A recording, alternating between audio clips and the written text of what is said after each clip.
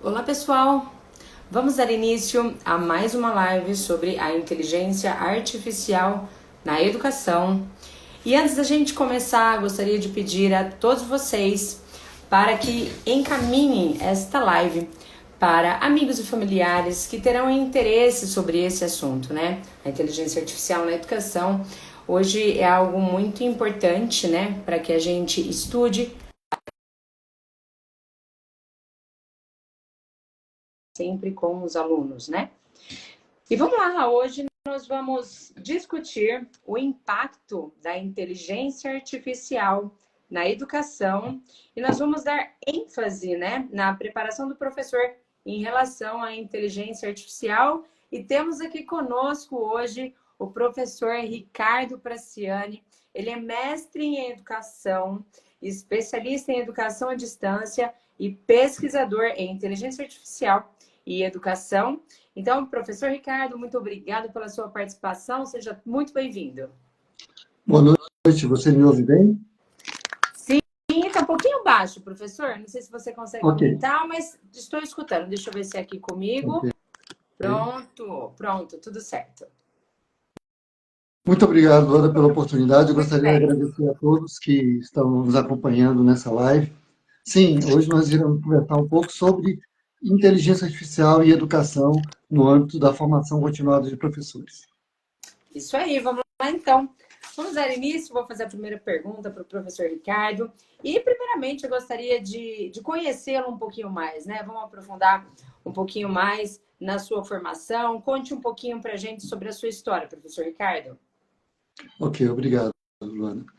Eu sou formado em computação, inicialmente, pela Universidade Católica de Brasília, e após essa formação em computação, eu enveredei um pouco mais pelos caminhos da educação.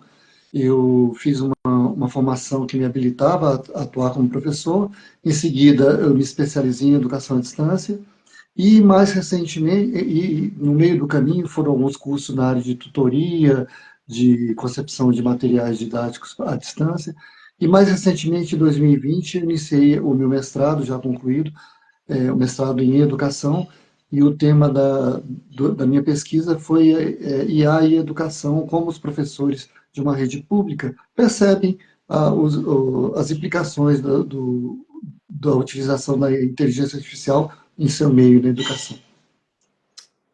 Muito bom, muito bom. É muito importante, né?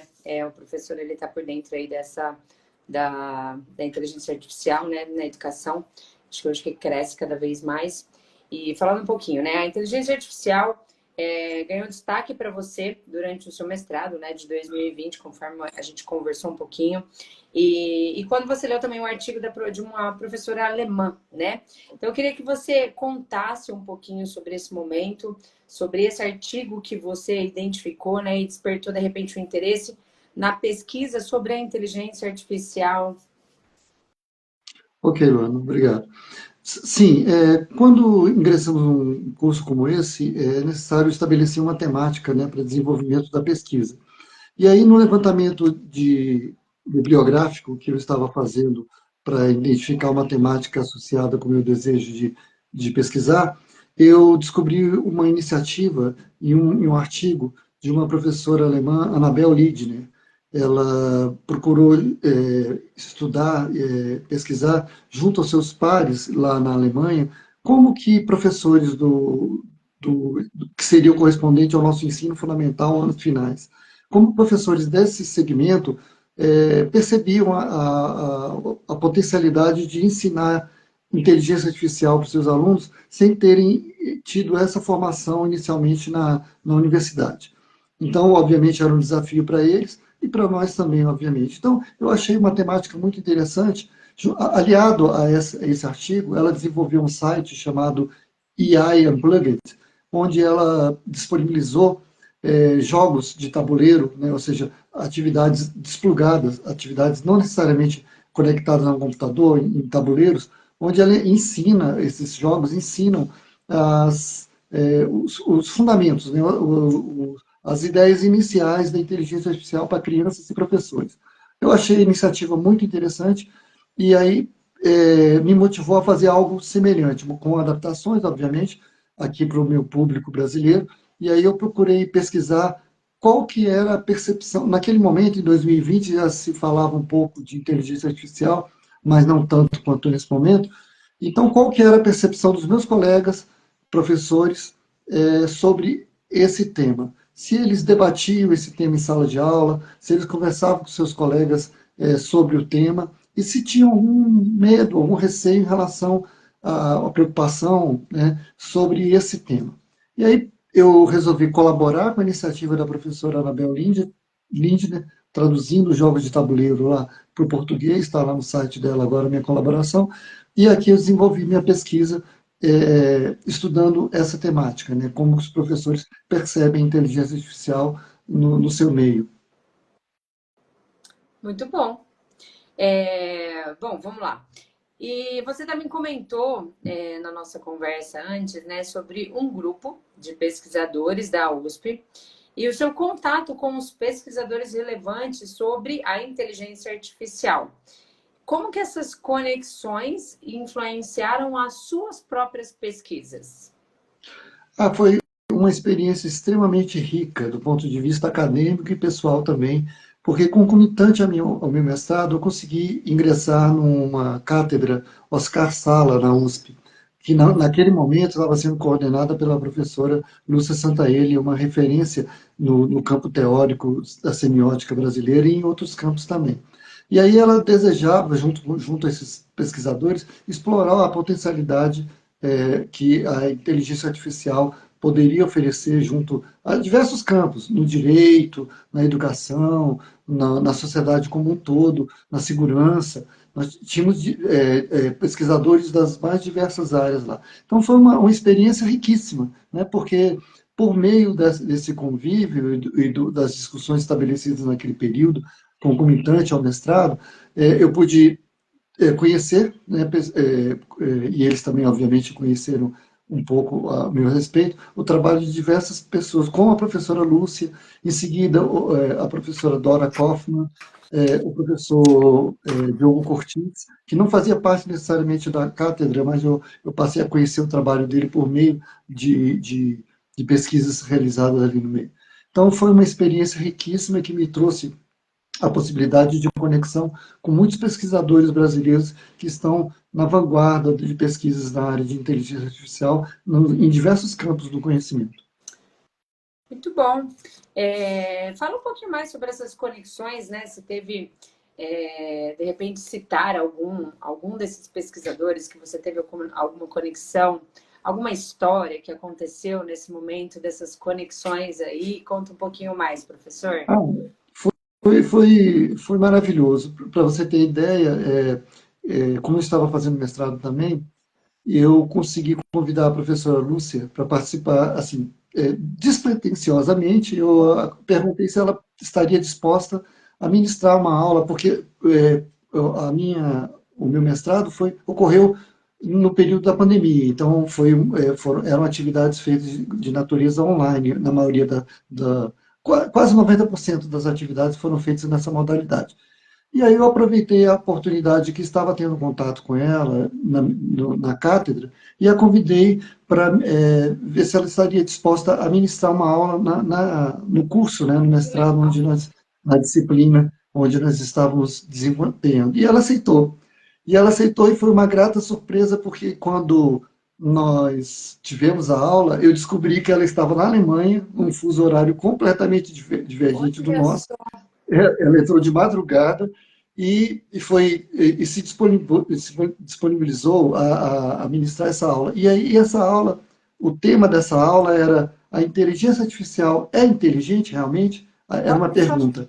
E fazia parte que acabou virando um livro, né? Ela escreveu um livro com esse título, onde ela debate no livro os riscos, as potencialidades e as possibilidades de utilização da IA. Então, foi entre várias possibilidades, entre várias experiências positivas, essa foi uma que me marcou muito pela generosidade da professora Lúcia e por acabar depois se tornar um livro com a mesma temática que ela abordou na nossa aula. Então, foi uma experiência muito positiva. Muito legal. E é inteligente mesmo, né? Inteligência artificial. Eu escutei esses dias que falam que é como se fosse um sócio nosso, que a inteligência é nossa, né? Ela vai ajudar a gente a criar os conteúdos e trabalhar, né, da melhor maneira.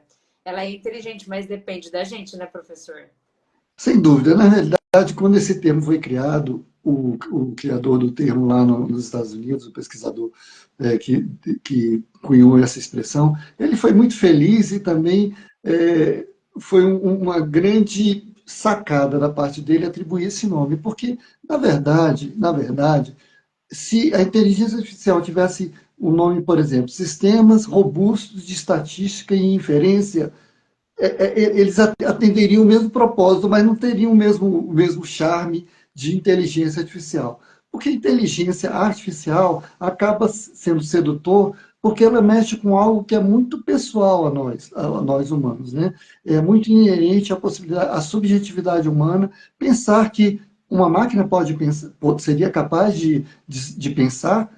Então, por causa desse nome também, o tema passa a ser um tema que é debatido em várias esferas, está na mídia, está na academia, está na sociedade, né? Então, foi um nome muito sedutor, foi uma grande jogada do pesquisador americano que desenvolveu cunhou esse termo, né?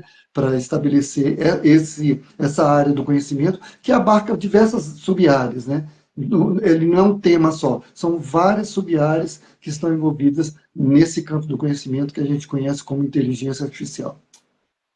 Muito bom. Bom, vamos lá. Professor, você tem formação, né, em inteligência artificial, você tem para professores e mais de 70 escolas públicas, né? E aí, qual que é a importância dos professores estarem se atualizando neste momento com esse assunto? E gostaria que você também comentasse sobre as ferramentas de inteligência artificial usadas nessa conclusão de curso. Ok, então, para contextualizar, a minha atividade atual, eu sou professor formador em tecnologias educacionais, ou seja, eu trabalho com a formação continuada de docentes na Secretaria de Educação do Distrito Federal. Eu trabalho num que seria conhecido para outras cidades como um bairro em Brasília, chamado Taguatinga, e nesse bairro nós temos cerca de 70 escolas públicas entre ensino médio, fundamental, e a minha atuação é para esse público, os professores que atuam nesse segmento, nessa região. E aí, atualmente, nós desenvolvemos diversas formações para esse público.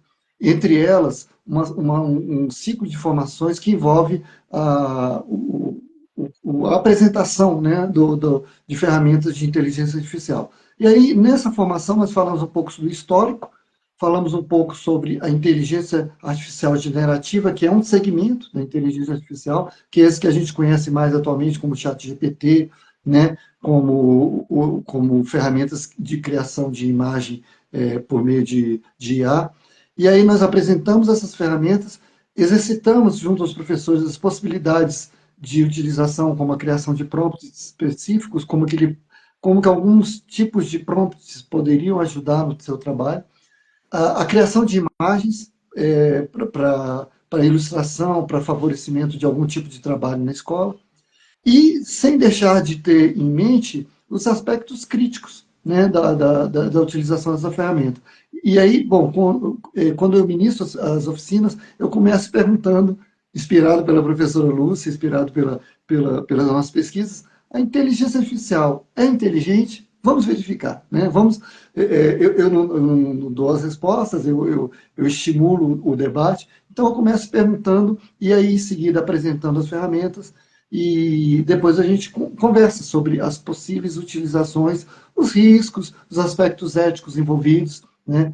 Ainda é um campo que para o grande público é muito recente, para mim também e para os meus colegas professores, então há muito que se debater ainda sobre essa temática.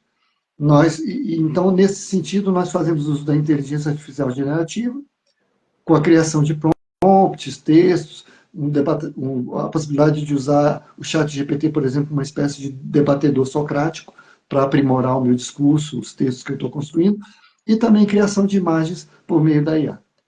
Basicamente, são as estratégias que a gente tem adotado hoje nas formações que temos feito. Legal.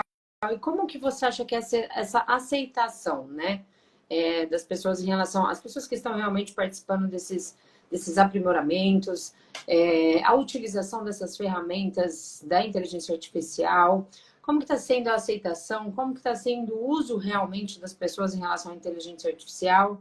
E um pouquinho sobre os medos, né, também dos professores, enfim, aprofunda um pouquinho mais nesse assunto aí dos seus cursos.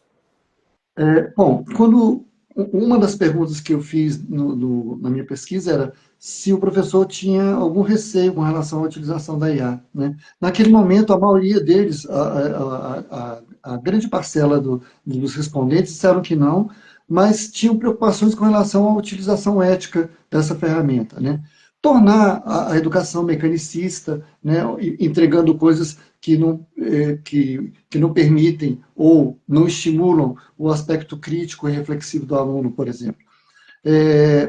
E é nosso desejo também, nessas formações, mostrar que os nossos alunos já fazem uso desse recurso. Se os Muito, né? professores, se eles já têm alguma dúvida quanto a isso, nesse curso a gente procura mostrar que já faz parte da realidade dos estudantes a utilização dessa ferramenta. E ao invés de, digamos assim, estabelecer, não, vocês estão proibidos de usar, não, ao invés, convide-os a fazer um uso crítico dessa ferramenta. Peça que ele utilize a ferramenta, mostre para o professor como foi a utilização, sugira aprimoramentos, né?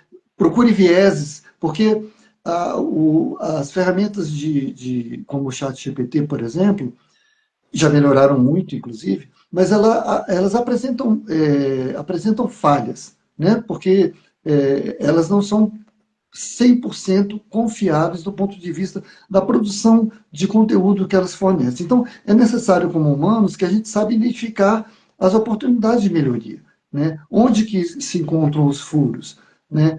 Já é sabido já de situações onde, por exemplo, uma peça de um processo legal, um advogado construiu uma peça legal dentro do ChatGPT e não fez a análise crítica e ofereceu essa peça ao julgamento, e ela foi extremamente criticada, porque ele não validou. As informações que estavam ali existentes não correspondiam à verdade. Então, ele depois contra a própria competência profissional, porque ele não validou o material que ele estava produzindo, simplesmente entregou da forma que recebeu. Então, é importante, sim, fazer essa análise crítica de um uso de uma ferramenta que tem muito potencial, sem dúvida, e que, como eu mencionei, ainda é muito nova e que pode aprimorar muito a nossa vida, ela tem potencial para isso, mas também tem que ser usada com parcimônia, obviamente. Tem, com certeza, né? E saber usar também, né, professor? Porque os alunos estão usando hoje em dia. E se o professor ele não estiver dentro desses cursos, se ele não estiver aprimorando, se ele não estiver aprendendo, muita coisa pode acontecer, né? Se o professor não souber e o aluno estiver na frente dele e utilizando de uma inteligência artificial. Então, é extremamente importante hoje em dia as pessoas estarem capacitadas, na verdade, com esse tipo de formação, né? De ferramentas. Tem que saber usar as ferramentas, né, professor?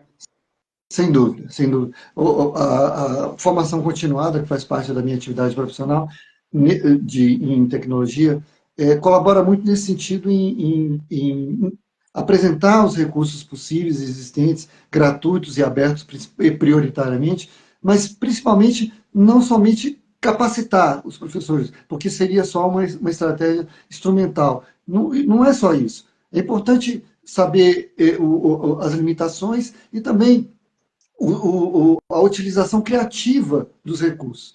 Conforme eu mencionei anteriormente, eu colaborei numa iniciativa lá da professora Anabel, que promove o uso de jogos de tabuleiro, ou seja, nem há necessidade de conectar a um computador. Então, trabalha um aspecto lúdico com as crianças e os professores, no sentido de apresentar as possibilidades e até a estratégia de saber pensar de uma forma mais organizada, né? Uma forma mais lógica e também crítica, obviamente, apresentando as potencialidades de ajuste, de melhoria que podem ser identificadas naquela situação. Lembra de alguma história interessante que tenha acontecido aí nesse momento dos seus cursos, junto aos professores, junto aos alunos? Você lembra de algo que aconteceu que você gostaria de comentar nessa parte da formação do curso, né? Que você faz com essas escolas públicas? São 70 escolas, né, professor? Sim, são. São essas aulas, assim, entre os professores? Bom, normalmente surgem, na parte relacionada à criação de imagens, surgem boas oportunidades assim, e resultados curiosos, porque as imagens são criadas a partir de um texto. Você faz uma descrição textual de uma situação que você deseja, e aí ele apresenta aquela imagem que ele entende que atende aquele texto, aquele prompt que foi colocado. E aí, muitas vezes, ocorrem situações onde a imagem, por exemplo, principalmente as mãos, quando se coloca em seres humanos, os dedos vêm todos do mesmo tamanho, aparece mais dedos do que seria o esperado numa imagem humana, aparecem elementos como se fossem fantasmas na imagem, dependendo da descrição, aparece meio que fantasmas, né, nas imagens, textos às vezes incompreensíveis, porque para o sistema, para a computação, se você pede uma determinada situação, ele vai preencher com letras que nem, não necessariamente têm um significado. Para falar a verdade, o sistema nem entende aquilo, ele não tem a semântica do entendimento, a compreensão daquela produção. Ele é capaz de produzir algo por meio estatístico, mas ele não reconhece aquilo como uma obra conforme a solicitação que foi feita. Então, por isso que às vezes é complicado, por exemplo, ao pedir, solicitar um texto para o chat GPT e submeter esse texto para um outro sistema e perguntar se aquele texto foi criado ou não por uma inteligência artificial. O sistema não vai saber reconhecer. Normalmente ele vai atribuir aquele texto a uma inteligência artificial ou não dirá que foi criado, porque ele não é capaz de fazer esse próprio reconhecimento. É um sistema estatístico que verifica palavras, letras com certos significados uma atrás da outra, mas ele ainda não tem a capacidade ainda desse reconhecimento semântico, de simbólico que a gente humano tem. Certo. Então, há ainda muitas possibilidades de utilização nesse sentido. Sim. E como é que você vê o futuro nisso, professor? Dentro desses cursos, como que você vê o futuro da inteligência artificial? Eu sou esperançoso, eu espero que o país apresente um desenvolvimento importante nessa área. Recentemente, agora em julho, nós participamos de uma conferência internacional de inteligência artificial e educação. É a primeira vez que essa conferência é realizada no país, mas era a 25ª edição dela. Foi realizada em Recife, e foi uma oportunidade ímpar de encontrar expoentes do mundo inteiro. Foram mais de 40 países representados no evento, e o Brasil estava muito bem representado. Nós fomos o segundo país na submissão de trabalhos. Então, Nossa, que legal. foi uma experiência muito significativa e o Brasil estava muito bem representado. Então, mostrou que no contexto da IA e a educação existem inúmeras iniciativas no mundo inteiro representativas. O Brasil mesmo, por exemplo, apresentou duas iniciativas de destaque, não é só essas, mas de destaque nacional. Um é que um sistema desenvolvido lá no Nordeste que colabora na correção de provas como o Enem, por exemplo. Então, Olha que ela dá uma produtividade muito maior para o avaliador para poder avaliar as provas de uma forma efetiva. E um outro sistema desenvolvido na Universidade de Alagoas que está em implementação, é que ajuda a Secretaria de Educação a identificar possíveis evasões no ensino, no ingresso do ensino fundamental, anos iniciais. Então, são duas ferramentas em IA que podem colaborar e muito no, quer dizer, uma já colabora na correção de provas e a outra vai colaborar na identificação de possíveis evasões, ou se diminuindo a evasão e eu tenho a possibilidade de garantir o ingresso daquele aluno permaneça ao longo dos seus anos escolares. Então, são iniciativas muito positivas já no campo educacional, né, com o uso de IA, que eu identifiquei como destacáveis, assim, memoráveis, assim, que foram apresentadas no Congresso. E eu gostaria também de destacar a iniciativa do TCU, que não está no campo da educação, mas representa no campo da fiscalização e da identificação de possíveis fraudes, uma iniciativa muito interessante. Eles têm um sistema lá, entre vários que eles detêm, que identifica, ele varre os editais disponíveis eletronicamente no país. E aí, a cada edital verificado, ele verifica se o edital corresponde aos critérios da administração pública. Todos os critérios que a administração pública deve prever, né, dentro do direito administrativo. Se tiver algum potencial erro ou um potencial problema naquele edital, ele já separa o edital, onde ele encontrou, indica onde está o potencial problema e já manda para o auditor.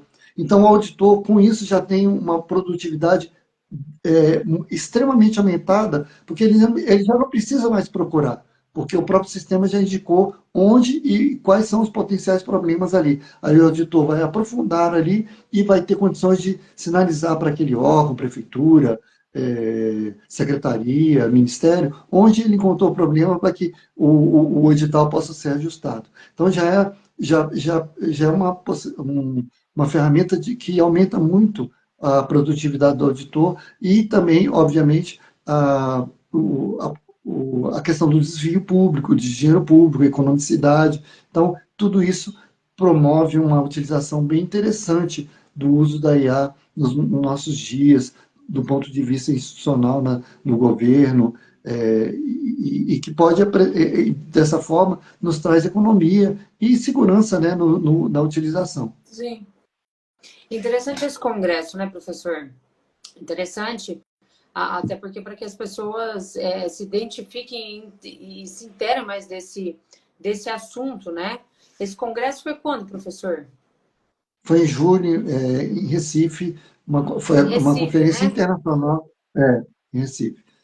E teve, como eu falei, participação expressiva de pesquisadores brasileiros. Muito bom, muito bom.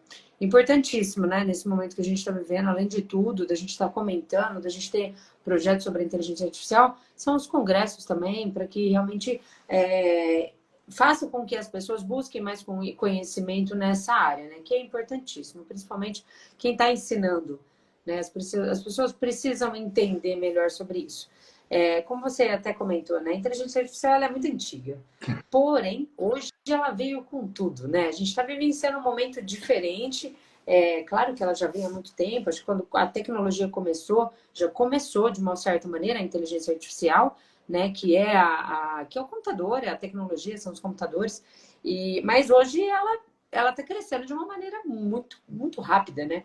Então as pessoas precisam sim estarem aptas a usarem e a ensinarem, né? Acho que são os dois lados aí, né? Sem Bom, dúvida, sem dúvida. vamos lá. Você comentou também comigo sobre um documento criado pelo MEC trazendo temas para a educação pública. Queria que você contasse mais sobre esse documento, professor. Sim, é a BNCC Computação, né? Ela é um adendo ao documento da BNCC, ela foi aprovada em 2023, 2022, perdão, 2022 e começou a implementação em 2023. E ela traz essa preocupação com a utilização efetiva das tecnologias, como, por exemplo, a inteligência artificial na educação. Então, ela traz três campos importantes. o pensamento computacional, a cultura digital, como segmentos desse plano para serem trabalhados dentro de aula. Então, um dos campos, que é o pensamento computacional, ele, desse campo, ele trabalha conceitos da inteligência artificial e o próprio pensamento computacional desplugado, que é uma forma, é um nome bonito, também sofisticado, atraente, mas o que vem a ser isso? É uma forma de organizar o pensamento para a solução de problemas. Por exemplo, quando você vai lavar o seu carro, qual é a primeira coisa a fazer ao lavar o seu carro, normalmente, se você mesmo for lavar? Colocar o carro na sombra, por exemplo, para ele não secar e manchar a pintura quando estiver lavando, separar o material que vai utilizar, começar molhando pela parte de cima e depois descendo. Então, essa sequência que a gente já tem em mente, por exemplo, da mesma forma, vai fazer um bolo, vai lavar a louça. Normalmente você tem uma sequência mental, uma organização mental para produzir aquilo. Então, a gente procura ensinar como construir essa sequência mental para crianças. Como atacar um problema. Divida o problema em partes menores, né? Organize o problema pelas áreas comuns, né? Depois, sequencialize esse problema. Então, não é ensinar necessariamente criança a fazer programa de computador, que pode até vir a fazer, mas ensinar a solução de problemas de uma forma lógica, né? Há várias maneiras de solucionar um problema. O pensamento computacional, ele prevê uma forma lógica, uma forma estruturada de se resolver problemas. Pode ser, não é a única forma de se resolver, obviamente, mas é uma forma interessante e que, sendo ensinada em escola, o próximo passo é, bom, eu aprendi como resolver um problema de forma estruturada. Então, vamos colocar isso num código agora, vamos tentar escrever isso de uma forma que possa ser, digamos, reproduzida e depois colocar isso no computador, aí seria o próximo passo. Mas um dos campos da BNCC Computação é justamente trabalhar a questão do pensamento computacional, seja ele plugado, direto no computador, ou não plugado, dessa forma de solução de problemas, ensinando a estruturar o pensamento de uma forma lógica, estruturada, organizada. Muito bom. Bom, agora eu queria que você contasse a história do seu neto, né? Que conforme a gente conversou um pouquinho nessa semana. Então, gostaria que você contasse a história do neto de 11 anos, que também chama Ricardo. E ele fez um trabalho escolar com o ChatGPT, e eu gostaria que você assim contasse para a gente, né, como que ele fez isso, né, de onde surgiu essa ideia dele, se foi a professora que o orientou, e como que ele usou essa ferramenta de uma forma permitida pela escola, né, de uma forma sábia. Como que ele usou essa ferramenta? Pois isso aí foi um fato curioso que surgiu durante as formações que a gente estava ministrando.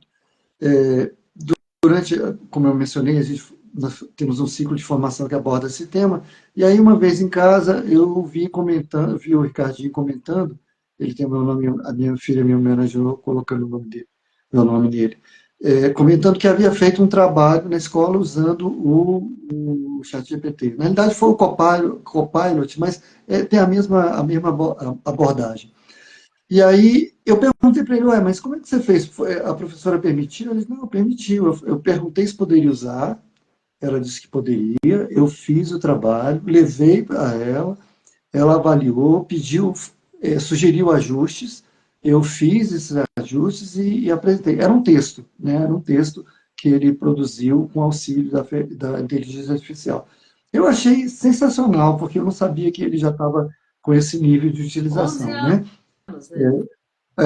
Exatamente. E aí, bom, eu falei, Ricardo, então nesse caso, você vai ser convidado agora para ir falar com meus colegas professores sobre essa sua experiência, porque eu achei uma grande oportunidade de mostrar aos meus colegas que, se eles tinham alguma dúvida que os alunos fazem uso dessa ferramenta, seria ali a oportunidade de ver que já fazem, né? Ele, tão novinho, já faz uso e com uma desenvoltura bem expressiva.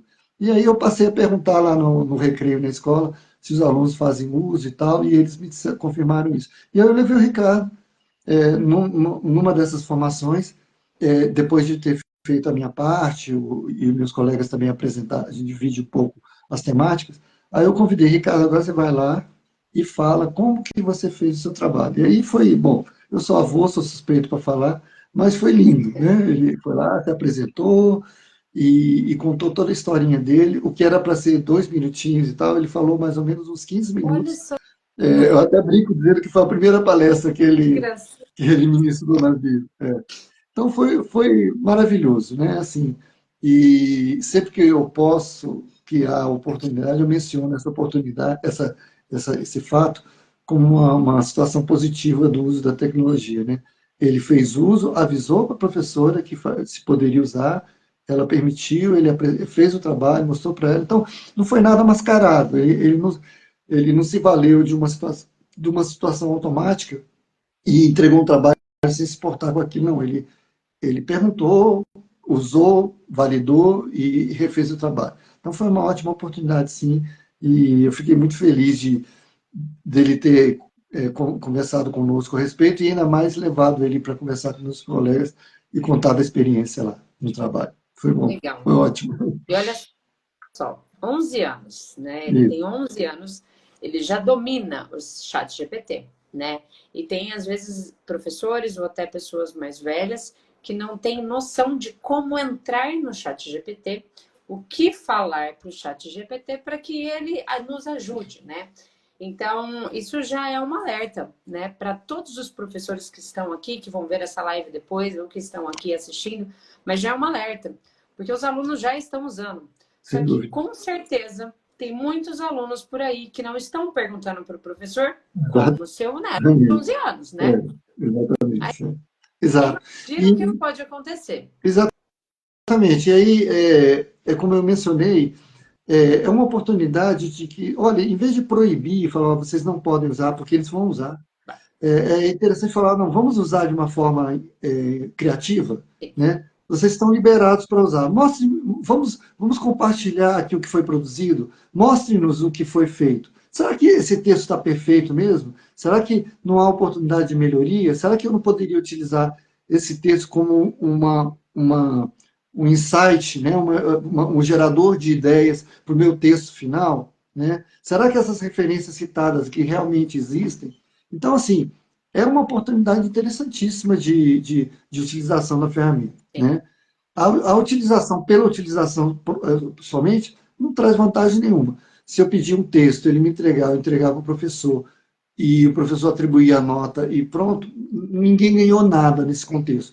Mas se eu explorar, se eu ler, ver as potencialidades, se o texto pode ser melhorado, há furo aqui, era isso que eu queria dizer. Bom, aí a gente já entra num outro campo, uma outra esfera de reflexão, de construção coletiva, né, que é muito vantajosa, que é muito louvável se utilizar. Né? Até mesmo o estímulo à criação coletiva, no sentido de proporcionar aos estudantes a começar a trabalhar em equipe, Sim. né? Construir trabalhos em equipe. Então, isso é vantajoso, sim, e pode ser promissor. Pode ser bastante promissor. E parabéns para o Ricardo aqui. Já deixo parabéns para o seu neto aqui. Tive uma ideia Ah, agora para obrigado, compartilhar. obrigado, obrigado. Se ele puder depois gravar um vídeo para gente, que seja dentro do seu Instagram mesmo, mandar para gente, para que a gente possa compartilhar aqui dentro do E Agora Brasil, né? Eu acho que vai ser bem legal. Então, eu tive essa ideia agora, não sei se ele vai topar, mas queria pedir para que você converse com ele, porque eu acho assim importante, né? Importante para que os professores vejam isso. Um aluno de 11 anos está usando e ele perguntou para a professora, mas não são todos os alunos que estão perguntando, então as pessoas precisam, as professores precisam se dedicar a essa ferramenta agora nesse momento. Então depois você Pode me deixar, conta se o fala com Ricardo ele. topar, a gente vê como que a gente pode compartilhar um vídeo dele falando sobre como que ele fez isso, que eu acho que vai ser muito legal, né? Tá Vamos ver bom, se ele já deu beleza. uma palestra de 15 minutos, eu acho que ele vai conseguir, vai gostar de fazer para passar essas Certamente, informações, né? certamente. Legal, então depois a gente conversa sobre isso, ver o que a gente consegue fazer, tá bom, professor Ok, Ricardo? ok. Bom, a gente está chegando no final né, dessa live. Eu queria, antes da gente finalizar, assim, eu queria saber de você se você tem algo mais a dizer, se você gostaria de deixar algum ponto importante, deixar alguma dica para os professores e para os alunos. Quer comentar mais alguma coisa, professor Ricardo?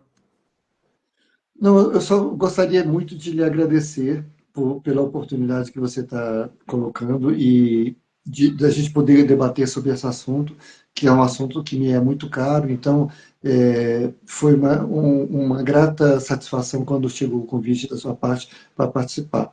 Eu gostaria de agora, tendo esse primeiro contato, né, com a iniciativa IA Brasil, em colaborar, né, de forma efetiva, né, de uma forma mais estruturada com a iniciativa, proporcionando esse debate, essa reflexão sobre o uso da IA na educação. Então, muito obrigado. Gostaria de agradecer a todos os que estão nos acompanhando nesse momento. Foi um momento muito rico. A Luana foi uma interlocutora muito sagaz. E bom, é só agradecer mesmo, porque eu estou muito satisfeito em poder contribuir é, com, meu, com as pesquisas que eu fiz, com a minha atividade profissional nesse trabalho que vocês estão desenvolvendo. Sim. É um trabalho incrível, eu falo, né? Eu conheci a professora Isabela, a Isabela Oliveira, que ela é a desenvolvedora desse projeto todo, né, do I Agora Brasil, e ela colocou também esse projeto de lives, né, e eu sou sempre muito grata também por ter sido escolhida, de repente, para estar aqui fazendo essas lives, né, porque, assim, para mim tem sido muito agregador, né, tá conhecendo cada vez mais, e também está apoiando esse projeto, né, do I Agora Brasil, da professora Isabela, porque realmente é incrível. A gente, quanto mais pessoas estiverem engajadas nesse propósito de levar esse conhecimento para os professores, com certeza nós teremos crianças crescendo muito mais engajadas e com propósitos de estar usando realmente a inteligência artificial de uma maneira sábia, como o seu neto utilizou, né? Então, agradeço você também de estar aqui expondo o seu conhecimento, contando as suas histórias, que é sempre muito importante para a gente que está aqui, né? Se a gente não tivesse vocês aqui com a gente, abertos realmente a estar compartilhando e com essa vontade toda de estar passando conhecimento para que as pessoas aprendam mais, esse projeto não existiria, né? Então, professor Ricardo, agradeço a você também, viu? Muito obrigada mesmo. Obrigado, Luana. Foi uma ótima oportunidade. Vamos ver se a gente consegue prolongar essa parceria iniciada agora. Com certeza. E bom, agora eu gostaria de agradecer a todo mundo que esteve presente aqui com a gente. Muito obrigada pela participação ao vivo de vocês. E também as pessoas que estarão assistindo essa live depois, porque essa live ela vai ficar gravada, ela vai estar aqui no E Agora Brasil, ela vai estar também no Instagram do professor Ricardo, para quem quiser estar assistindo e entendendo um pouquinho mais, né? E queria falar para todo mundo que acompanhou, né, e assistiu depois essa live, de estar seguindo o E Agora Brasil e também o Instagram do professor Ricardo, para que vocês tenham mais informações, porque a gente vai estar aqui discutindo cada vez mais sobre a inteligência artificial na educação. Então, agradeço todos vocês presentes, já fiquem ligados, porque na semana que vem, terça-feira, às 19 horas, nós já temos um próximo professor passando mais dicas para você. E mais uma vez, professor Ricardo, muito obrigada. Obrigado. Um grande abraço a todos. Exato. Pessoal, obrigada. Tchau, tchau.